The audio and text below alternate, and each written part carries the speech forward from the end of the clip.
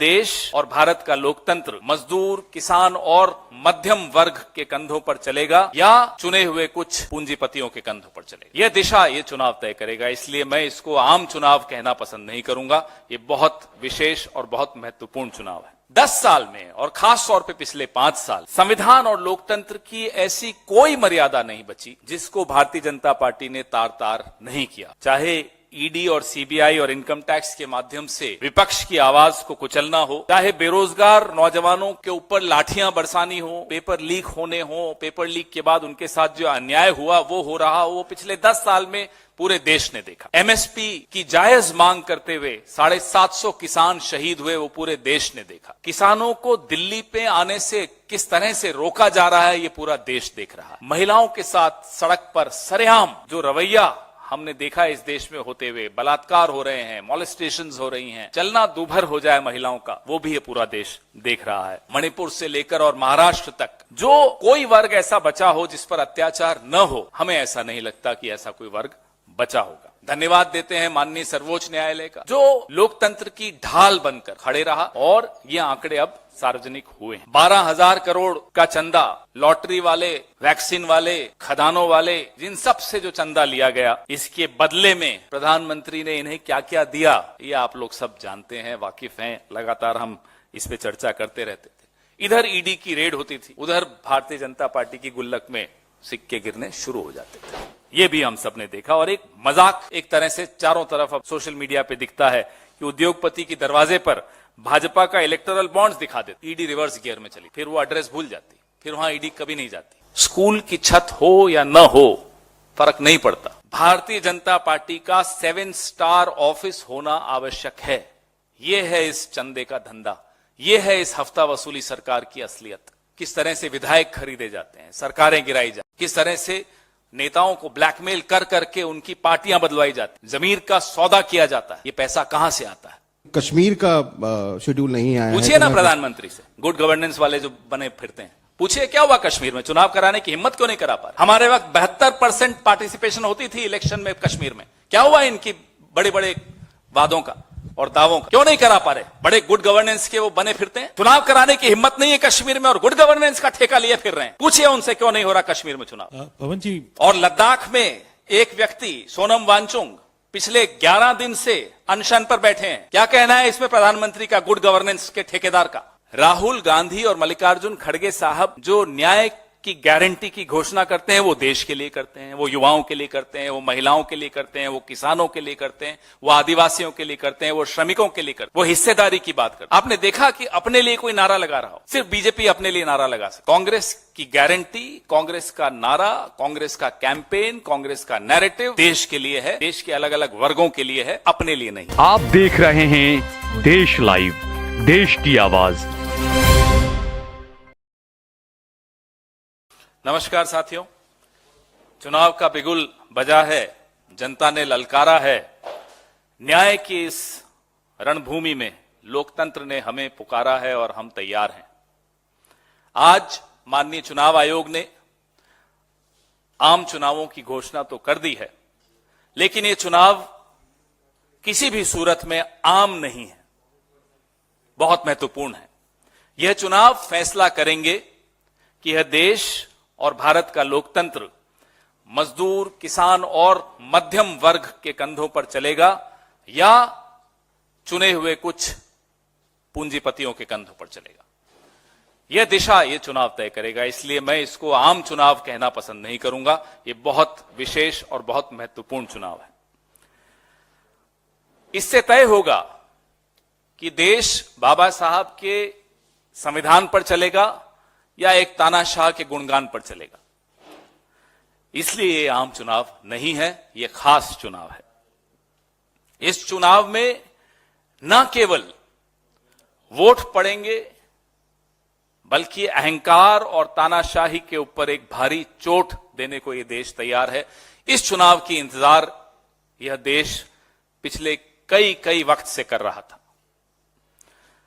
10 साल में और खास तौर पे पिछले 5 साल में संविधान और लोकतंत्र की ऐसी कोई मर्यादा नहीं बची जिसको भारतीय जनता पार्टी ने तार-तार नहीं किया हो।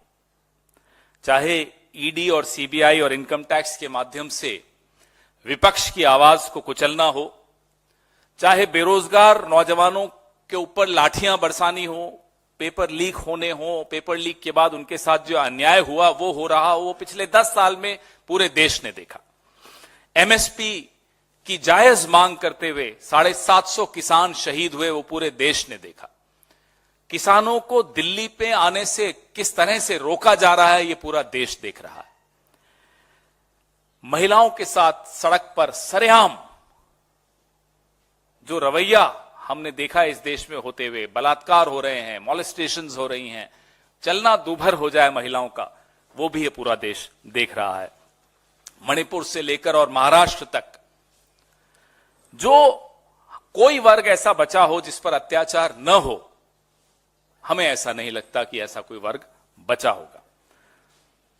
मणिपुर की जब चर्चा हो ही रही है तो अकारण अनाप शनाप बोलने की आदत रखने वाला व्यक्ति जो 2-2 घंटे टेलीप्रॉम्प्टर्स 6-6 टेलीप्रॉम्प्टर्स लगा के भाषण देने की जिसकी आदत हो, मणिपुर के वक्त वो टेलीप्रॉम्प्टर ऑफ हो जाते, मुंह बंद हो जाता है, मुंह में दही जम जाते, एक शब्द मणिपुर पर प्रधानमंत्री के मुंह से नहीं निकलता। और पिछले कुछ दिनों से चंदा लो और धंधा दो की जो नीति है भारतीय जनता पार्टी की, वो पूरे देश के सामने बेनकाब हुई है, आप सबने देखी है। कई हफ्तों से, महीनों से, सालों से महंगे वकील खड़े किए गए कि ये आंकड़े सार्वजनिक न हो। देश जानना चाहता था कि आखिर क्या छिपाना चाहते थे आप, क्यों ये आंकड़े सार्वजनिक नहीं होने देना चाहते थे आप। लगातार बहाने, एक के बाद एक बहाने बनाए गए, एसबीआई पर दबाव डाला गया, स्टेट बैंक ऑफ इंडिया पर। हम धन्यवाद देते हैं माननीय सर्वोच्च न्यायालय का, जो लोकतंत्र की ढाल बनकर खड़े रहा और ये आंकड़े अब सार्वजनिक हुए हैं। 12,000 करोड़ का चंदा लॉटरी वाले, वैक्सीन वाले, खदानों वाले, जिन सब से जो चंदा लिया गया, इसके बदले में प्रधानमंत्री ने इन्हें क्या क्या दिया, ये आप लोग सब जानते हैं, वाकिफ हैं, लगातार हम इस पे चर्चा करते रहते थे। इधर ईडी की रेड होती थी, उधर भारतीय जनता पार्टी की गुल्लक में सिक्के गिरने शुरू हो जाते थे। ये भी हम सब ने देखा और एक मजाक एक तरह से चारों तरफ अब सोशल मीडिया पे दिखता है कि उद्योगपति की दरवाजे पर भाजपा का इलेक्टोरल बॉन्ड्स दिखा देते हैं, ईडी रिवर्स गियर में चली जाती, फिर वो एड्रेस भूल जाती, फिर वहां ईडी कभी नहीं जाती। तो पूरे लोकतंत्र का एक तरह से चंद एजेंसियों ने एक लालची तानाशाह का गुलाम एक लोकतंत्र को बना दिया। ये कोई मजाक की बात नहीं है। ये जो चंदे की लूट का पैसा है, ये जो हफ्ता वसूली का पैसा है, ये जो वसूली सरकार बैठी है केंद्र में, इसने अपनी पार्टी का हर जिले में 7 सितारा ऑफिस बनाया। राष्ट्रीय स्वयंसेवक संघ का हर राज्य में, हर जिले में कुछ न कुछ कंस्ट्रक्शन चल रहा है। स्कूल की छत हो या न हो, फर्क नहीं पड़ता, भारतीय जनता पार्टी का 7 स्टार ऑफिस होना आवश्यक है। यह है इस चंदे का धंधा, यह है इस हफ्ता वसूली सरकार की असलियत। और हमारे कुछ साथी भारतीय जनता पार्टी के कार्यालय में, आप जैसे साथी जाते हैं तो बताते हैं एक एक कमरे में 4-4, 5-5 सबसे महंगे एसी। कि कहां से आ रहा है पैसा, किसका पैसा है, इस पैसे के बदले में आप क्या क्या बेच रहे हैं। 10 साल से ये सारे सवाल हम सबके जहन में है, हम सबके दिमाग में है। आप लोग नहीं चला पाते हैं, लेकिन आपके दिमाग में भी है ये सवाल। किस तरह से विधायक खरीदे जाते हैं, सरकारें गिराई जाती हैं, किस तरह से नेताओं को ब्लैकमेल कर करके उनकी पार्टियां बदलवाई जाती हैं, जमीर का सौदा किया जाता है। ये पैसा कहां से आता है। कल बहुत ऐतिहासिक दिन है, हमारी पार्टी के इतिहास में भी बहुत महत्वपूर्ण दिन है और इस देश के लिए भी बहुत महत्वपूर्ण दिन है, हमारे लोकतंत्र के लिए बहुत महत्वपूर्ण दिन है। कल राहुल गांधी जी के नेतृत्व में जो भारत जोड़ो न्याय यात्रा चल रही है, जो मणिपुर से शुरू हुई थी, कल उसका मुंबई में समापन है। राहुल जी ने हमारे पार्टी अध्यक्ष के निर्देशन में, खड़गे साहब के निर्देश में के अनुसार ये यात्रा निकाली और लगातार सड़क से संसद तक देश के नौजवानों, किसानों, पिछड़ों, महिलाओं और दलितों और शोषितों के हितों के लिए संघर्ष लगातार किया। 2 यात्राएं निकली हैं, ये दूसरी का कल समापन है। भारत जोड़ो यात्रा आप सबने कवर की थी, आपने देखा था कि वो देश के कोने कोने तक गए, जनमानस की भावनाओं को समझा, समस्याओं को समझा और लोगों ने भी राहुल जी को और कांग्रेस पार्टी को बहुत नजदीकी से समझा। जो दुष्प्रचार हमारे खिलाफ किया जाता था वो चारों खाने चित हुआ इन यात्राओं के माध्यम से।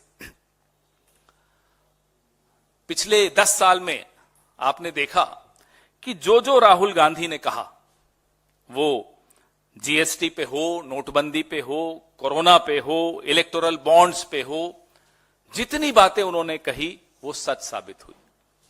पिछले 10 सालों में आपने यह भी देखा कि जिन जिन राज्यों में हमने अपनी गारंटीज की बात की और उन राज्यों में हम जीते, वहां वो हमने वादे पूरे किए, उन गारंटियों को पूरा करके दिखाया। इसलिए आज जब राहुल गांधी 5 न्यायों की गारंटी की बात करते हैं तो लोगों को भरोसा होता है कि ये राहुल गांधी बोले हैं, ये मल्लिकार्जुन खड़गे जी की पार्टी बोली है, ये सोनिया गांधी की पार्टी बोल रही है, ये होके रहेगा। इसलिए लोगों को भरोसा है। हमने गिनती करो का एक नारा दिया, राहुल गांधी ने दिया। किसकी क्या, कौन सा वर्ग, कौन सी जाति, कौन सी क्लास, यह संख्या की जानकारी होनी आवश्यक है, तभी नीति निर्धारण हो सकेगा। इस देश की राजनीति की दिशा इस नारे ने बदल दी है। युवाओं को पहली नौकरी पक्की और 30 लाख खाली पड़े सरकारी पदों को भर्ती भर देना, उनको भर देना, वो रिक्तियां खत्म करना, ये गारंटी राजनीति को बदलने की दिशा में एक बहुत मजबूत कदम है। आज के बाद कोई कितनी भी कोशिश कर ले ध्यान बटाने की, इस देश के नौजवानों का ध्यान इन्हीं मांगों पर है, इसी गारंटी पर है। वो जवाब मांग रहा है, वो इंतजार कर रहा है कि चुनाव शुरू हो और वो ऐसी पार्टी को वोट दे जिसने 30 लाख नौकरियां भरने की गारंटी दी है, जिसने पहली नौकरी पक्की का वादा किया है, वो है कांग्रेस पार्टी। देश के करोड़ों किसान भी प्रमुख फसलों पर कानून के माध्यम से एमएसपी की जो गारंटी हमने दी है उसकी इंतजार कर रहे हैं। उनकी इंतजार अब कुछ हफ्तों की बची है, 2 महीने की बची है, उससे ज्यादा नहीं बची है, वो इंतजार खत्म होने वाली है। पवन जी, तमाम बायपोल्स, विधानसभा चुनाव और लोकसभा चुनावों का शेड्यूल आ गया, लेकिन कश्मीर का शेड्यूल नहीं आया। पूछिए ना प्रधानमंत्री से, गुड गवर्नेंस वाले जो बने फिरते हैं, पूछिए क्या हुआ कश्मीर में, चुनाव कराने की हिम्मत क्यों नहीं करा पा रहे। हमारे वक्त 72% पार्टिसिपेशन होती थी इलेक्शन में कश्मीर में, क्या हुआ इनकी बड़े बड़े वादों का और दावों का, क्यों नहीं करा पा रहे। बड़े गुड गवर्नेंस के वो बने फिरते हैं, चुनाव कराने की हिम्मत नहीं है कश्मीर में और गुड गवर्नेंस का ठेका लिए फिर रहे हैं। पूछिए उनसे क्यों नहीं हो रहा कश्मीर में चुनाव। पवन जी, और लद्दाख में एक व्यक्ति सोनम वांगचुक पिछले 11 दिन से अनशन पर बैठे हैं, क्या कहना है इसमें प्रधानमंत्री का, गुड गवर्नेंस के ठेकेदार का। पवन जी, ईवीएम को लेकर भी चुनाव आयुक्त से, मुख्य चुनाव आयुक्त से सवाल किया गया, उन्होंने अपनी सफाई उस पर दी है। कांग्रेस उनकी सफाई को कैसे देखती है कि पिछले कई बार विपक्ष के नेताओं ने सवाल उठाए, लेकिन कोर्ट से लेकर सबने अपनी अपनी बात उसके ऊपर साफ कर दी कि ईवीएम में कोई फॉल्ट नहीं है, पहली चीज। और दूसरा सवाल ये, एक सवाल का पहले दे दूं जी, पिछले 10 महीने से विपक्षी दल चुनाव आयोग से मिलने के लिए संघर्ष कर रहे हैं, वीवीपैट पे चर्चा करने के लिए, क्यों नहीं समय दे पा रहे। पूछिए ना उनसे, क्यों नहीं समय दे पा रहे। देश के तमाम विपक्षी दल वीवीपैट पर चर्चा करना चाहते हैं, आपके सामने तो सफाइयां दे रहे हैं, हमसे मिलने तक का समय नहीं दे रहे। दूसरा सवाल पूछिए। सर, दूसरा सवाल इस बात का है कि बीजेपी ने तो नारा दे दिया अब की बार 400 पार, कांग्रेस किन मुद्दों पर लड़ने जा रही है और कांग्रेस की क्या आप लोगों की तैयारी रहने वाली है, क्योंकि वहां से नंबर आ गया है, आप लोग भी कोई नंबर लेके बीजेपी का नारा बीजेपी के लिए है। राहुल गांधी और मल्लिकार्जुन खड़गे साहब जो न्याय की गारंटी की घोषणा करते हैं वो देश के लिए करते हैं, वो युवाओं के लिए करते हैं, वो महिलाओं के लिए करते हैं, वो किसानों के लिए करते हैं, वो आदिवासियों के लिए करते हैं, वो श्रमिकों के लिए करते हैं, वो हिस्सेदारी की बात करते हैं। आपने देखा कि अपने लिए कोई नारा लगा रहा हो, सिर्फ बीजेपी अपने लिए नारा लगा सकती है। कांग्रेस की गारंटी, कांग्रेस का नारा, कांग्रेस का कैंपेन, कांग्रेस का नैरेटिव देश के लिए है, देश के अलग अलग वर्गों के लिए है, अपने लिए नहीं है। जिस तरह से चुनाव आयोग ने कहा कि चुनाव में आलोचना करने की सबको आजादी है, लेकिन फेक न्यूज की आजादी किसी को नहीं है। इसको लेकर उन्होंने कहा कि हम सख्ती बरतेंगे। वहीं विपक्ष का बार बार आरोप होता है कि पिछले कई चुनावों को लेकर आज चुनाव आयोग से इन्होंने शिकायत भी की कि जब कोई सत्ता पक्ष के नेता हेट स्पीच देता है उस पर चुनाव आयोग नरमी दिखाता है, वहीं अगर कोई विपक्ष के नेता होता है उस पर सख्ती बरती जाती है। आपने एक रिपोर्ट देखी, कुछ हफ्तों पहले आई थी, कि सबसे ज्यादा हेट स्पीच के उदाहरण अगर आपको देखने को मिलते हैं तो वो भाजपा शासित प्रदेशों से मिलते हैं। चुनाव आयोग क्या करेगा उनके बारे में, क्या करना चाहता है, क्या करने की हिम्मत है, वो चुनाव आयोग से पूछिए आप। ना केवल हेट स्पीच, जो फेक न्यूज चलाई जाती है, सोशल मीडिया पे चलाई जाती है, आप किसी को सड़क चलते पूछ लीजिए, साहब इस देश में फेक न्यूज सबसे ज्यादा कौन चलाता है, आपको जवाब मिल जाएगा, बीजेपी चलाती है। पूछिए चुनाव आयोग से कितने क्या कदम उठाए उसने उन नेताओं के खिलाफ, उन पार्टियों के खिलाफ जो फेक न्यूज और हेट स्पीच का सहारा लेते हैं। हम उम्मीद करेंगे कि चुनाव आयोग, जो कि छोटी छोटी शिकायतों पर जो विपक्ष के खिलाफ होती हैं तुरंत एक्शन लेता है, हम उम्मीद करेंगे कि इस बार आंख पर पट्टी बांधकर ये नहीं देखेगा कि किसका क्या चुनाव चिन्ह है, किसका क्या नाम है, कौन किस पद पर बैठा है, प्रधानमंत्री हो या गृह मंत्री हो, अगर किसी के खिलाफ शिकायत हो तो चुनाव आयोग को उस पर एक्शन लेना चाहिए। हम यह भी उम्मीद करते हैं और अपेक्षा करते हैं चुनाव आयोग से कि जो मॉडल कोड ऑफ कंडक्ट है वो अक्षरशः लागू किया जाएगा। पवन, अब तो आपका इंडिया अलायंस है, बहुत सारी स्टेट्स में आप लोग स्प्रेड आउट हैं, सीट एडजस्टमेंट भी हो गया है। क्यों आप लोग इकट्ठे होके ईवीएम पे एक टफ स्टैंड नहीं लिया, एक ऑल इंडिया मूवमेंट क्यों नहीं चलाई आपने? क्यों आप सड़क पे नहीं आए? क्यों आप चौराहों पे नहीं बैठे? क्यों आप सिर्फ ट्वीट करके इसको कभी कभी इस इशू को याद रखते हैं? एक किसी भी मुद्दे को उठाने से पहले जो तरीका है कि आप चुनाव आयोग जाएं या कोई और इंस्टीट्यूशन के पास जाएं, वो तरीके पहले अख्तियार करने पड़ते हैं, वो करना जरूरी है। इस पे रिसर्च भी होती रही, लगातार लोग रिसर्च कर रहे हैं, हम अपनी आवाज भी उठा रहे हैं, चुनाव आयोग को पत्र भी लिख चुके हैं। ये एक जनता का मुद्दा है और जनता में, खत्म करने दीजिए, जनता में इसकी जागरूकता लाने में हमने कोई कमी नहीं छोड़ी। लगातार हम इसमें बात संवाद कर रहे हैं, अलग अलग समूहों से कर रहे हैं, ताकि लोगों को भी समझ में आए कि ये सवाल वाजिब हैं, ये जायज सवाल है।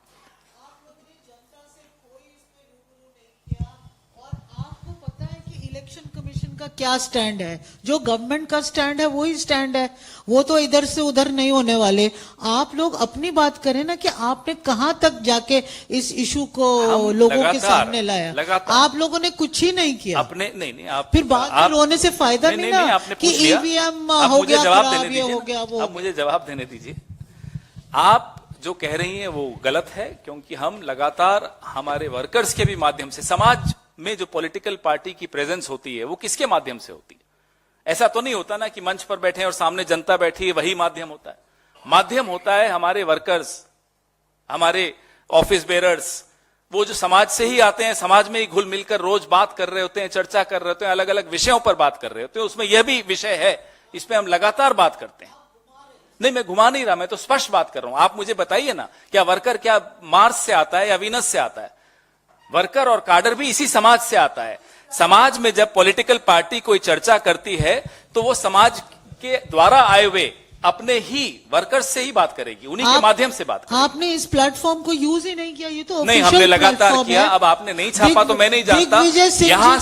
यहाँ सिंह जी को प्रेस क्लब में करना पड़ा ना। अगर आर्ग्यू करना है तो डिबेट में आ जाइए, वहां कर लेंगे। मेरी बात तो करने दीजिए, यहाँ चर्चा हो रही है ना, तो मुझे जवाब तो देने दीजिए। आप तो मेरा जवाब पूरा नहीं होने दे रही। हमने कई बार ईवीएम का मुद्दा यहां से भी उठाया है। आपने कितनी बार छापा है वो आप जानिए, उसमें मैं नहीं जिम्मेदारी ले सकता, लेकिन हमारे कई नेताओं ने और मैंने खुद कई बार यहां इस मुद्दे को उठाया, कई बार उठाया।